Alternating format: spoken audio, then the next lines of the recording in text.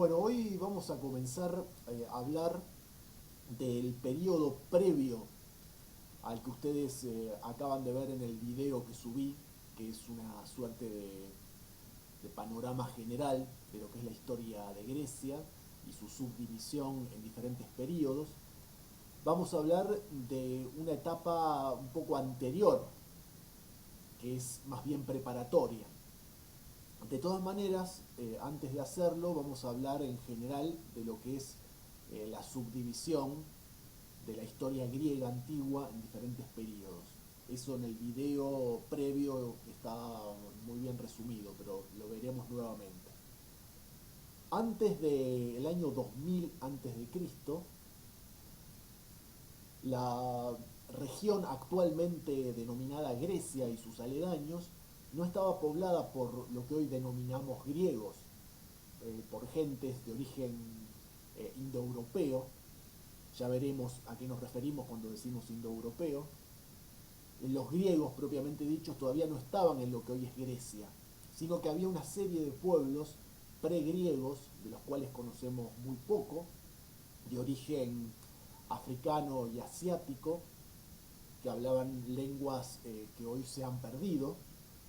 Los griegos propiamente dichos, de origen indoeuropeo, no eran originarios de lo que hoy llamamos Grecia, sino que provenían de alguna región, tampoco del todo localizada, al sur de la actual Ucrania y de la actual Rusia, en la zona donde habitaban ese conjunto de pueblos denominados indoeuropeos, los cuales conquistarían la mayor parte de Europa y parte de Asia incluso. La primera gran civilización de la región, de lo que hoy llamamos Grecia, tuvo lugar en su apogeo, porque hay un periodo previo, entre los años 2000 y 1400 a.C. en la isla de Creta, que está al sur de la Grecia insular, la mayor de las islas griegas, se llama Creta todavía hoy. Entre el 2000 y el 1400 a.C. tuvo su mayor apogeo la civilización cretense, que era de origen entre africano y asiático, no sabemos exactamente cuál. No hablaban estos primeros cretenses griego, sino que tenían su propia lengua. Ya veremos después con mayor detalle el sistema de escritura que ellos poseían, que es el llamado lineal A, el primer sistema de escritura de la región. Esto del 2000 al 1400 a.C., la civilización micénica, que es anterior a la civilización griega. En torno al año 2000 justamente, cuando los cretenses están formando su civilización en la isla de Creta, van llegando a todo lo que hoy es Grecia, menos a la isla de Creta, que se mantiene a resguardo, una serie de pueblos que hoy denominamos griegos, que hablaban una lengua muy, muy similar a la que hablarían Platón, Aristóteles y los griegos de la Edad Clásica.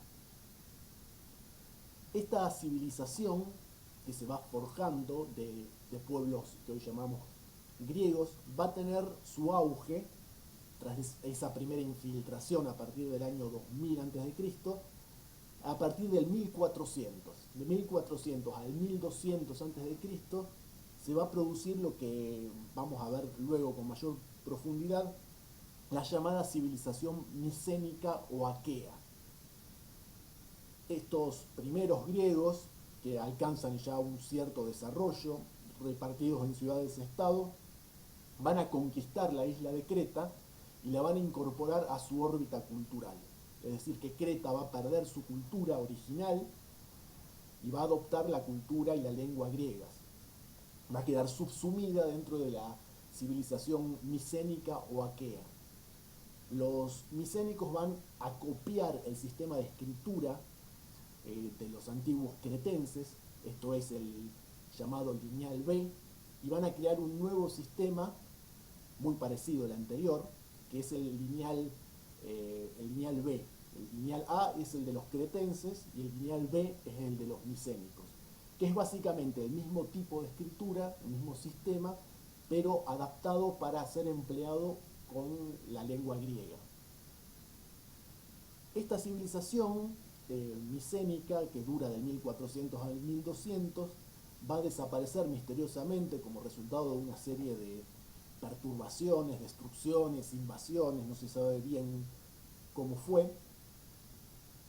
Entre el 1200 y el 700 se va a producir la llamada Edad Oscura, que es un periodo en que no hay escritura, desaparecen los vestigios documentales, no sabemos exactamente qué sucedió, es una época de retroceso en la región, en lo que hace a la civilización, al desarrollo material y cultural, y en torno al año 700 a.C.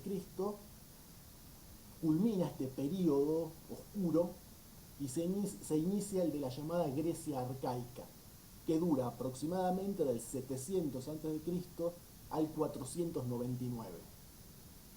En estos años se van a conformar los rasgos principales de la cultura griega, lo que hoy denominamos las polis o ciudades-estado, el sistema político democrático ateniense, el sistema espartano monárquico, las primeras obras literarias, se inicia la literatura griega y por ende la literatura occidental, se crea un nuevo sistema de escritura, esta vez alfabético, que permite no solo documentar registros contables, sino, ya esto lo veremos también con mayor detalle después, sino escribir historias, crónicas y acceder de esta manera a la literatura. Es un sistema alfabético, un alfabeto, mejor dicho, que es el que todavía se emplea en Grecia. Bueno, este periodo entonces, el arcaico, dura del 700 al 499 antes de Cristo. En el 499 hasta el 323 tenemos el periodo o uno de los dos periodos de mayor esplendor de la cultura griega, que es el periodo clásico. Del 499 al 323, en el 323 es el fallecimiento de Alejandro Magno, cuya historia obviamente veremos en clases subsiguientes. Y a partir de la muerte de Alejandro Magno, en el 323 a.C., y hasta la muerte de Cleopatra, en el 31, estos casi 300 años, se los va a conocer bajo el nombre de Edad Helenística. En este periodo, a partir de las conquistas de Alejandro Magno, que van a permitir la unificación territorial de Grecia, hasta entonces compartimentada en un sinnúmero de ciudades-estado que pertenecían a la misma cultura griega, pero que vivían en permanente guerra entre sí y con pueblos vecinos, Alejandro Magno logra la unificación territorial de Grecia y luego emprende la conquista de buena parte de Asia y de África, conformando un vasto imperio que luego se va a subdividir a su muerte entre sus generales, pero que va a permitir la creación de una serie de grandes reinos en toda la zona del Mediterráneo oriental, cuya lengua y cuya cultura dominantes van a ser la lengua y la cultura griegas. Este es el periodo que culmina con la muerte de Cleopatra, reina de Egipto, que es una reina de origen griego. Tras su muerte se produce la conquista romana. Egipto, que es el último reino helenístico que pervive de manera autónoma, es incorporado como provincia romana. Esto lo veremos después, más adelante, cuando estudiemos el Imperio Romano. Este es el panorama general, que ustedes lo tienen muy bien sintetizado, como les dije en el video anterior. Ahora vamos a hablar de uno de los textos que se concentra en la cuestión de la edad de los metales, que es un tema, un punto crucial para poder entender los textos y la explicación histórica, los procesos históricos que allí se van desarrollando, se van explicando. Y también hablaremos de la cuestión de los indoeuropeos, los semitas y los camitas. Bueno, yo les había dicho que en la actual Grecia los pobladores originales tenían un origen asiático, esto es semita, y africano, esto es camítico. Hay tres grandes subdivisiones lingüísticas, tres grandes grupos de lenguas de origen asiático, africano y europeo. Tenemos por un lado las lenguas de origen semita, de origen asiático, las de origen africano, camítico, y las de origen indoeuropeo, que son las que se hablan como el español en la mayor parte de Occidente, en casi toda Europa y otros países y continentes. Bueno, los semitas, antecesores, conformadores de la primera gran cultura de la región griega, es decir, los cretenses, eran originarios de la península arábiga, lo que hoy sería aproximadamente Arabia Saudita. Eran pueblos del desierto, nómades, subdivididos a su vez en distintas tribus, distintas etnias y distintas lenguas emparentadas entre sí, todas ellas provenientes de un tronco lingüístico común. Entonces tenemos entre estos pueblos, estos pueblos del desierto, pueblos nómades que se fueron gradualmente sedentarizando y civilizando, a los acadios, a los hebreos, a los árabes, a los amorreos, a los arameos. Todos ellos fueron imponiendo sus lenguas. Hoy en día subsisten algunas de ellas, tales como el hebreo y el árabe modernos, que son lenguas muy parecidas entre sí porque provienen, al igual que otras, como les decía, de un tronco lingüístico común, digamos, de todos estos pueblos semitas que habitaban originalmente en la península arábiga, en los desiertos de esta región, y que luego se fueron desparramando en regiones vecinas y fueron imponiendo sus diferentes lenguas. Los camitas, a su vez, ocupaban estas lenguas norafricanas, fundamentalmente, como el caso de los egipcios, y son estos dos grandes troncos lingüísticos, el camita norafricano y el semita de origen asiático, los primeros que encontramos en la antigua Creta, anteriores a la llegada de los griegos.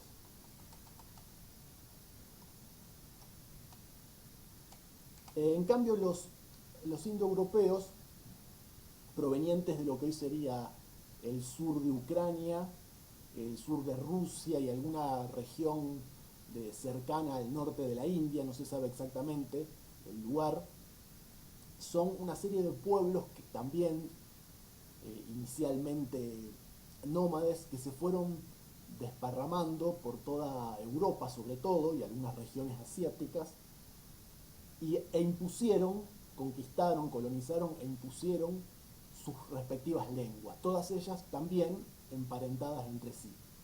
De este tercer gran tronco lingüístico provienen casi todas las lenguas europeas, entre ellas el español, y anterior al español el latín que hablaban los romanos y el antiguo griego. Solamente hay 2 o 3 lenguas en Europa que no son de origen indoeuropeo.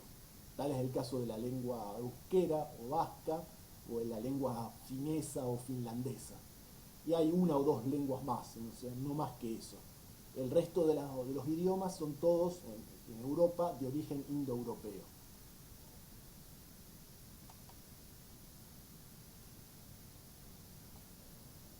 Bueno, ahora vamos a retomar el tema de los indoeuropeos en particular y su visión ideológica, que va a impactar profundamente en la matriz inicial de la lengua y de la cultura griegas.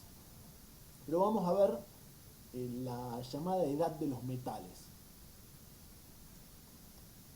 No vamos a ver lo que se denomina la edad de piedra, que es anterior a la llegada de los primeros griegos a lo que hoy es Grecia, pero sí vamos a hablar muy brevemente de la etapa posterior, que es la que ya se estaba viviendo en torno al año 2000 a.C., cuando llegan los primeros griegos a lo que hoy es Grecia y cuando los antiguos cretenses están en su apogeo. tanto griegos antiguos como cretenses antiguos se encuentran en la llamada edad de los metales, particularmente la edad del bronce, a la cual le va a seguir la edad del hierro.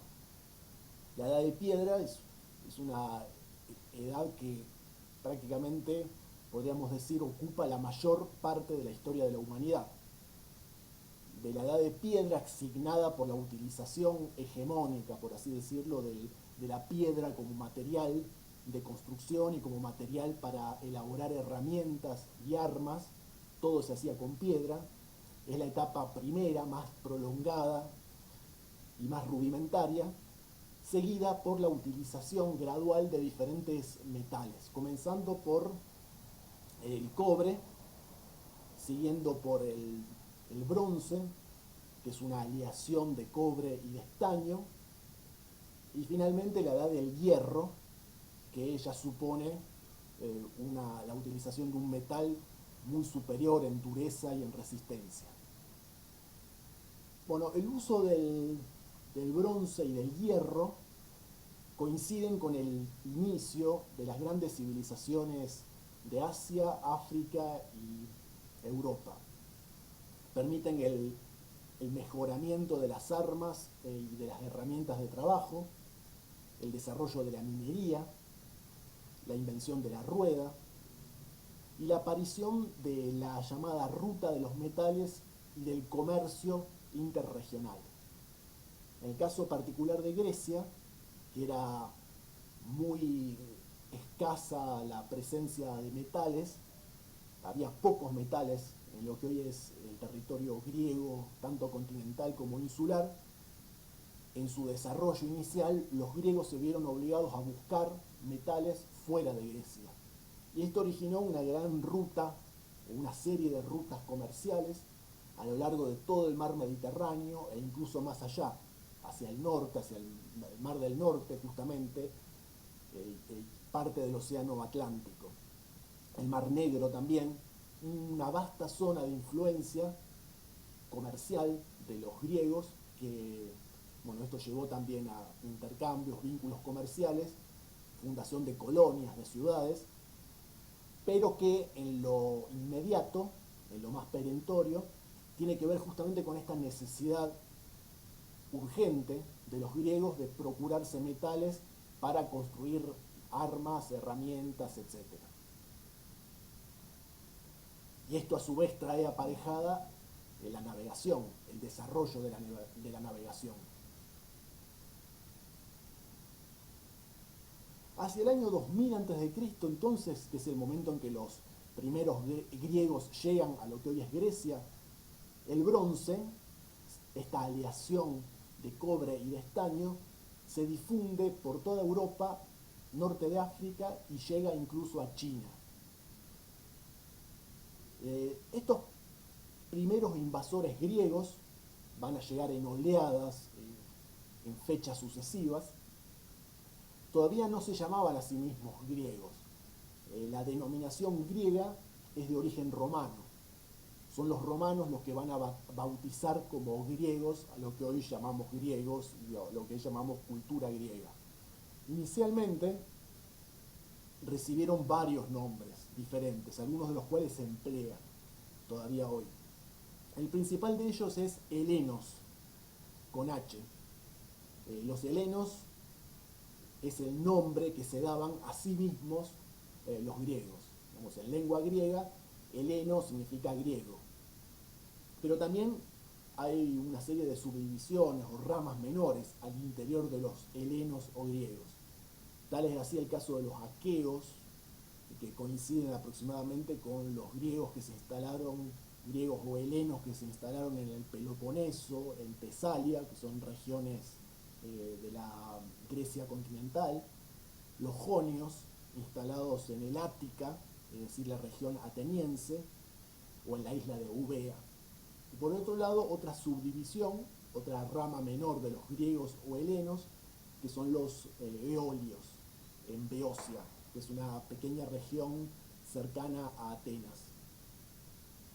Como les decía, esta primera oleada hacia el año 2000 a.C. ocupa buena parte de la Grecia continental e insular, pero la isla de Creta escapa primeramente a esta invasión. Una serie de estados griegos, de pequeños estados griegos, ciudades-estado, minúsculas, se va conformando a lo largo de la península griega y de las islas adyacentes. Hay que decir que esta invasión solo fue parcialmente violenta. En buena medida fueron infiltraciones pacíficas o en parte pacíficas o en parte violentas, no lo sabemos exactamente. No hubo solamente destrucción e invasión, sino que también hubo ocupación de territorios vacíos, convivencia entre los pueblos pregriegos y los pueblos griegos. También hubo mestizaje biológico y cultural, perceptible en las primeras obras de la literatura griega. La Ilíada, la Odisea, dan cuenta de una serie de nombres y una serie de costumbres de origen griego y de origen no griego, y también dan cuenta estos poemas homéricos, que luego estudiaremos, del sincretismo, del mestizaje entre las formas griegas y las formas pregriegas. Bueno, estas diferentes tribus, todas ellas hablaban la misma lengua, con variantes dialectales, pero era básicamente un griego arcaico, que luego va a evolucionar, se va a prolongar en el tiempo hasta llegar al griego clásico de Platón, Aristóteles y compañía.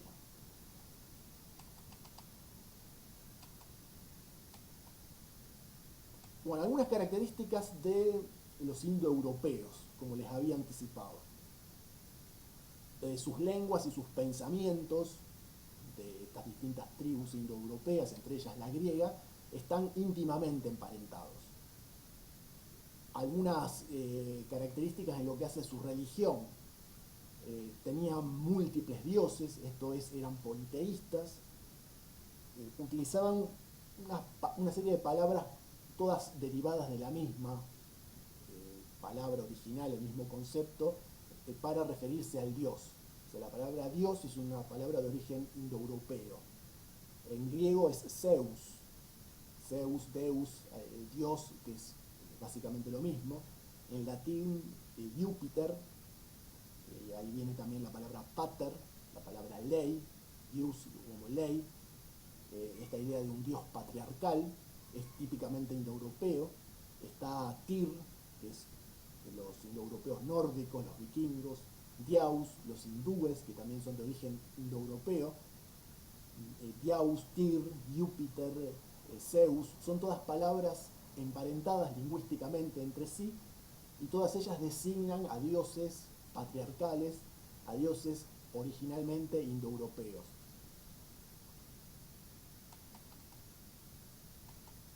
Bueno, la filosofía griega también tiene una matriz indoeuropea clara, también la mitología hindú, la mitología griega, la nórdica, muestran atisbos de una visión filosófica o especulativa. Entonces hay como una raíz metafísica, filosófica, en estos pueblos indoeuropeos diversos, que luego se va a materializar en su mitología y en su filosofía.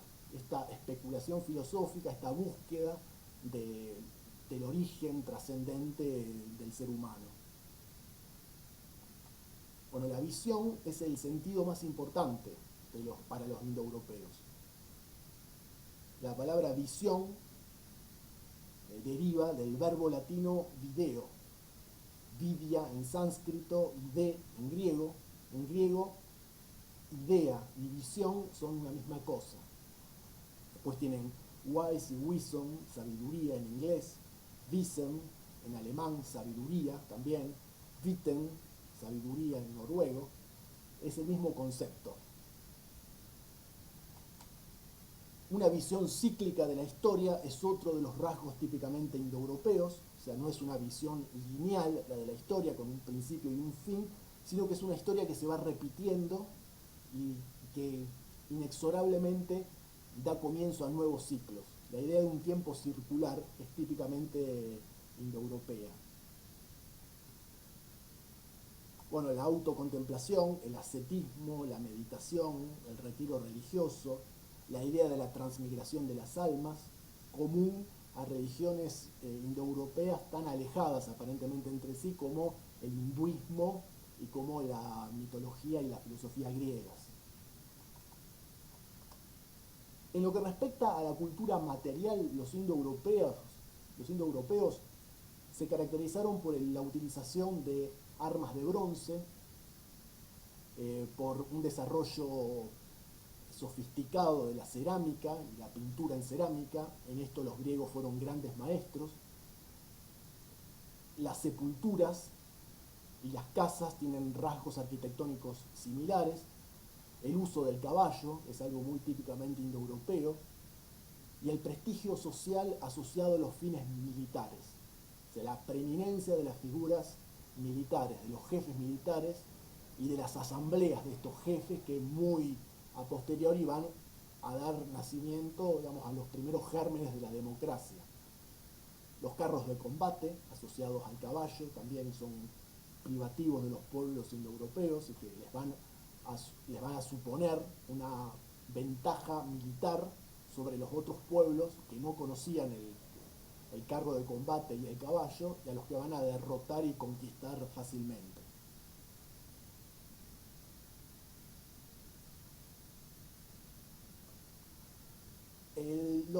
Dentro de los semitas entonces tenemos, que ya no me voy a extender más en esto porque ustedes lo tienen muy bien explicado en el texto sintéticamente y no quiero extenderme demasiado.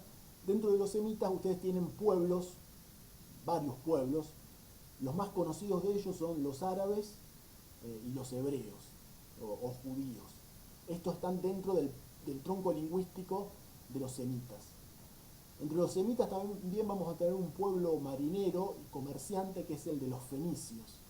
Es un pueblo que habla una lengua semita, muy distinta a la lengua indoeuropea de los griegos, pero que tiene algunos rasgos en común con los griegos. Su condición de ciudades-estado, su vocación de navegantes y de comerciantes, son muy similares si los comparamos a los griegos y a los fenicios. En el cristianismo ustedes van a ver un aporte tanto indoeuropeo como semita. Esto lo vamos a ver mejor cuando hablemos del cristianismo, de los orígenes del cristianismo y del Imperio Romano.